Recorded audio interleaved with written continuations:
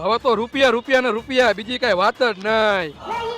આટલા બધા રૂપિયા ખાલી 2 લાખની જૂનામાં ગાડી લીધી અને ડ્રાઇવિંગ સ્કૂલ માંથી દર મહિને 1,20,000 રૂપિયા કમાવું. કઈ રીતે? એક જણાને ગાડી શીખવાના હું 4,000 રૂપિયા લઉં છું. એવા દરરોજના મારી પાસે 10 જણા આવે છે, એને હું 10 દી ગાડી શીખડાવું અને મહિનામાં મારી પાસે 30 જણા આવે એવા શીખવાવાળા. તો થયા ને 1,20,000. મારું કઈ ગોઠવી દે ને આમાં. તું તો ભણેલો ગણેલો હો, તું તો નોકરી કરસ, એમાં નથી થતું ભેગું. દર મહિને 20,000 રૂપિયા આવે, એમાં શું ભેગું થાય? તો આવતા મહિને આવી હજી કોઈ જૂની ગાડી લેવાનો હોય તું આંકવા માંડજે, 60,000 રૂપિયા તું રાખજે અને 60 મને આપજે અને 10,000 રૂપિયા ગેસ ના થાય તો તારી પાસે 50,000 તો વધશે. વાહ ભાઈ, તો હું રૂપિયા વાળો થઈ જઈશ. તારા જેવા બીજા 3 જણા ગોતજે અને એને કહેજે તમે 3 જણા ગોતો. એ બધા માટે આપણે જૂની ગાડી લઈને ડ્રાઇવિંગ સ્કૂલનો મોટો બિઝનેસ ચાલુ કરી નાખશું અને હું કરોડપતિ બની જઈશ. હું શું બનીશ? તું મારી હારવાર લાખોપતિ બની જઈશ. મારે બસ એક છોકરીનો પતિ બનવું છે. તમારા જીવનના જ કારણે આપણો દેશ વાહે રહી ગયો છે. માની લે તું રૂપિયા વાળો થઈ જઈશ તો તું એકનો નહીં કેટલી બધી છોકરીનો પતિ બની જઈશ.